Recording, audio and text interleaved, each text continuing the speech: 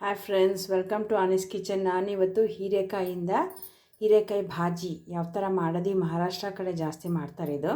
So ನಾನಿವಾಗ ಒಂದು ಎಳೆಯದಾಗಿ ಹೀರೆಕಾಯಿ ತೊಗೊಂಡಿದ್ದೀನಿ. ಇವಾಗ ಬನ್ನಿ ಇದನ್ನು ಸಣ್ಣದಾಗಿ ಕಟ್ ಮಾಡ್ಕೊಳ್ತೀನಿ. ಸೊ ಹೀರೆಕಾಯಿ ಇವಾಗ ಚೆನ್ನಾಗಿ ನಾವು ಸಣ್ಣದಾಗಿ ಉದ್ದುದಾಗಿ ಕಟ್ ಮಾಡ್ಕೊಳ್ಳೋಣ. ತುಂಬ ಟೇಸ್ಟಿಯಾಗಿರುತ್ತೆ, ತುಂಬ ಸಿಂಪಲ್ಲು, ತುಂಬ ಬೇಗ ಕೂಡ ಮಾಡ್ಬೋದು. ಸೊ ನಾನು ಮೊದಲಿಗೆ ಇಲ್ಲಿ 3 ಮೆಣಸಿನ್ಕಾಯಿ, ಬೆಳ್ಳುಳ್ಳಿ ಸ್ವಲ್ಪ ತೊಗೊಂಡಿದ್ದೀನಿ, ಇದು ಉಪ್ಪು, ಇಷ್ಟೇ ಸಾಕು. ಇದನ್ನು ನಾನು ಮಿಕ್ಸಿ ಗ್ರೈಂಡ್ ಮಾಡ್ಕೊಳ್ತೀನಿ. ಸೊ ಬನ್ನಿ ಇವಾಗ ನಾನು ಇದನ್ನು ಮಿಕ್ಸಿಗೆ ಹಾಕ್ಕೊಳ್ತೀನಿ. ಸೊ ತುಂಬ ಮಸಾಲೆನೂ ಜಾಸ್ತಿ ಏನಿಲ್ಲ. ಸೊ ಇವಾಗ ನಾನು ರುಬ್ಕೊಳ್ತೀನಿ. ಇದಕ್ಕೆ ಸ್ವಲ್ಪ ನೀರು ಹಾಕ್ಕೊಂಡು ರುಬ್ಕೊಳ್ಳೋಣ. ಸೊ ಇದು ರುಬ್ಕೊಂಡಾಗಿದೆ. ಒಂದು 3 ಟೇಬಲಷ್ಟು ಕಡಲೆಕಾಯಿ ಬೀಜ ತೊಗೊಳ್ಳೋಣ. ಸೊ ನಿಮಗೆ ಕಡಲೆಕಾಯಿ ಬೀಜ ಬೇಡ ಅಂದರೆ ಇದಕ್ಕೆ ನೀವು ಕೊಬ್ಬರಿ ಕೂಡ ಹಾಕೋಬೋದು. ಸೊ ಇವಾಗ ನಾನಿದು ಬಾಣಲಿ ಬಿಸಿ ಮಾಡ್ಕೊಂಡು ಲೈಟಾಗಿ ಫ್ರೈ ಮಾಡ್ಕೊಳ್ಳೋಣ. ತುಂಬ ಟೇಸ್ಟಿಯಾಗಿರುತ್ತೆ ಇದು. ಸೊ ಇದು ಆಲ್ಮೋಸ್ಟ್ ಫ್ರೈ ಆಗಿದೆ. ಇವಾಗ ತಣ್ಣಕ್ಕಾಗಕ್ಕೆ ಒಂದು ಕಡೆ ಇಟ್ಬಿಟ್ಟು ಇದು ನಾವು ಪೌಡ್ರ್ ಮಾಡ್ಕೊಳ್ಳೋಣ. ಸೊ ಎಣ್ಣೆ ಬಿಸಿಯಾಗಿದೆ. ಇವಾಗ ನಾನು ಇದಕ್ಕೆ ಸಾಸಿವೆ ಹಾಕ್ಕೊಳ್ತಾ ಇದ್ದೀನಿ. ಸೊ ಇವಾಗ ಇದಕ್ಕೆ ನಾನು ಕರ್ಬೇವಿನ ಸೊಪ್ಪು ಸ್ವಲ್ಪ ಹಾಕ್ಕೊಳ್ಳೋಣ.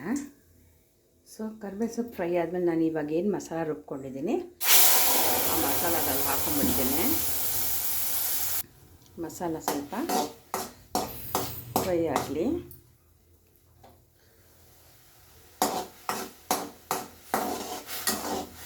ಒಂದೆರಡು ನಿಮಿಷ ಸಾಕು. ಸೊ ಇದಕ್ಕೆ ಹೀರೆಕಾಯಿ ಚೆನ್ನಾಗಿ ಕಟ್ ಮಾಡ್ಕೊಂಡು ತೊಳ್ಕೊಂಡಿರೋ ಹೀರೆಕಾಯಿನ ಹಾಕ್ಕೊಳ್ತಾ ಇದ್ದೀನಿ.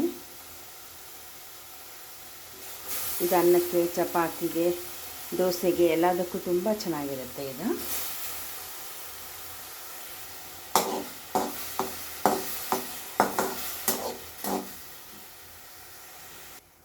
ಇದಕ್ಕೆ ಅರಿಶಿಣದ ಪುಡಿ ಕೂಡ ಹಾಕ್ಕೊಳ್ಳೋಣ. ನಂತರ ಇದಕ್ಕೆ ಅಚ್ಕಾರದ ಪುಡಿ ಸ್ವಲ್ಪ ಹಾಕ್ಕೊಳ್ಳೋಣ. ಸೊ ಇದಕ್ಕೆ 1 ಸ್ಪೂನ್ ಆಗೋಷ್ಟು ಧನಿಯಾ ಪೌಡ್ರ್ ಕೂಡ ಹಾಕ್ಕೊಳ್ಳೋಣ. ನಂತರ ನಾವು ಕಡಲೆಕಾಯಿ ಬೀಜ ಏನು ನಾವು ಪುಡಿ ಮಾಡ್ಕೊಂಡಿದ್ದೀವಿ ಅದು ಕೂಡ ಹಾಕ್ಕೊಳ್ಳೋಣ. ಕಡಲೆಕಾಯಿ ಬೀಜ ಬೇಡ ಅಂದರೆ ಕೊಬ್ಬರಿ ತುರಿ ಮಾಡಿಕೊಂಡು ಹಾಕ್ಕೋಬೋದು. ಸ್ವಲ್ಪ ನಿಮಗೆ ಚೆನ್ನಾಗಿ ಮಿಕ್ಸ್ ಮಾಡ್ಕೊಳ್ಳೋಣ. ಸ್ವಲ್ಪ ನಿಮ್ಗೆ ತೆಳು ಬೇಕಂದರೆ ನೀರು ಹಾಕ್ಕೋಬೋದು. ಸೊ ಇದಾದಮೇಲೆ 1-2 ನಿಮಿಷ ಚೆನ್ನಾಗಿ ಬೇಯ್ಗೆ ಬಿಟ್ಬಿಡೋಣ. ಸೊ ಇದಾಗಿದೆ, ಗ್ಯಾಸ್ ಆಫ್ ಮಾಡಿಬಿಡೋಣ. ಸೊ ಹೀರೆಕಾಯಲ್ಲಿ ನಾನು ತವಾ ಫ್ರೈ ಮಾಡೋಣ. ಬನ್ನಿ ಇದು ರೌಂಡಾಗಿ ಕಟ್ ಮಾಡ್ಕೊಳ್ತೀನಿ. ಸೊ ಈ ಥರ ಹೀರೆಕಾಯಿನ ಕಟ್ ಮಾಡ್ಕೊಂಡಿದ್ದೀನಿ. ಮೊದಲಿಗೆ ನಾನು ಇದಕ್ಕೆ 3 ಟೇಬಲ್ ಸ್ಪೂನಷ್ಟು ಅಕ್ಕಿ ಹಿಟ್ಟನ್ನು ಹಾಕ್ಕೊಳ್ತೀನಿ. ಮಕ್ಕಳಿಗೆ ತುಂಬ ಇಷ್ಟ ತವಾ ಫ್ರೈ ಅಂದರೆ. ಇದಕ್ಕೆ 1-2 ಟೇಬಲ್ ಸ್ಪೂನಷ್ಟು ಕಡಲೆ ಹಿಟ್ಟನ್ನು ಹಾಕ್ಕೊಡೋಣ. ಸೊ ರುಚಿಗೆ ತಕ್ಕಷ್ಟು ಉಪ್ಪು ಕೂಡ ನೋಡ್ಕೊಂಡು ಹಾಕ್ಕೊಡೋಣ ಎಷ್ಟು ಬೇಕಂತ. ಸೊ ಇದಕ್ಕೆ ಸ್ವಲ್ಪ ಅಚ್ಕಾರದ ಪುಡಿ ಹಾಕ್ಕೊಳ್ತಾ ಇದ್ದೀನಿ. ನಂತರ ಇದಕ್ಕೆ ಸ್ವಲ್ಪ ನೀರು ಹಾಕಿ ನಾವು ಕಲಿಸ್ಕೊಳ್ಳೋಣ. ಸೊ ಇದಕ್ಕೆ ಸ್ವಲ್ಪ ಹೀರೆಕಾಯಿ ಹಾಕ್ಕೊಳ್ಳೋಣ. ಚೆನ್ನಾಗಿ ಕಲಿಸ್ಕೊಳ್ಳೋಣ ಹೀರೆಕಾಯಿನ. 1-2 ಟೇಬಲ್ ಸ್ಪೂನಷ್ಟು ಎಣ್ಣೆ ಹಾಕ್ಕೊಂಡು ಸ್ವಲ್ಪ ಕ್ಲೀನಾಗಿ ಬಿಸಿ ಮಾಡ್ಕೊಳ್ಳೋಣ. ಸೊ ಇದು ಚೆನ್ನಾಗಿ ಕ್ಲೀನಾಗಿ ಕಲಿಸ್ಕೊಳ್ಳೋಣ.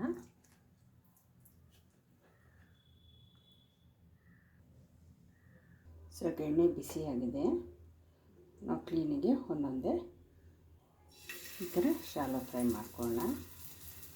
ತುಂಬ ಟೇಸ್ಟಿಯಾಗಿರುತ್ತೆ, ತುಂಬ ಚೆನ್ನಾಗಿರುತ್ತೆ. ಮಕ್ಕಳಂತೂ ತುಂಬ ಇಷ್ಟಪಟ್ಟು ತಿಂತಾರೆ. ಈ ಥರ ನೀವು ಸ್ನ್ಯಾಕ್ಸ್ ಕೂಡ ಕೊಡ್ಬೋದು. ಊಟದ ಜೊತೆ ಆದರೂ ಮಕ್ಕಳಿಗೆ ಈ ಥರ ಶಾಲೋ ಫ್ರೈ ಮಾಡಿ ಕೊಡ್ಬೋದು. ಸೊ ಹೀರೆಕಾಯಿ ತುಂಬ ನ್ಯೂಟ್ರಿಷನ್ ಗುಣಗಳಿದೆ ಇದರಲ್ಲಿ. 2 ಕಡೆಯೂ ಫ್ರೈ ಮಾಡೋಣ. ಸೊ ಕ್ಲೀನಾಗಿ ಒಂದು ಕಡೆ ಫ್ರೈ ಆದ ತಕ್ಷಣ ಇನ್ನೊಂದು ಕಡೆ ಫ್ರೈ ಮಾಡ್ಕೊಳ್ಳೋಣ.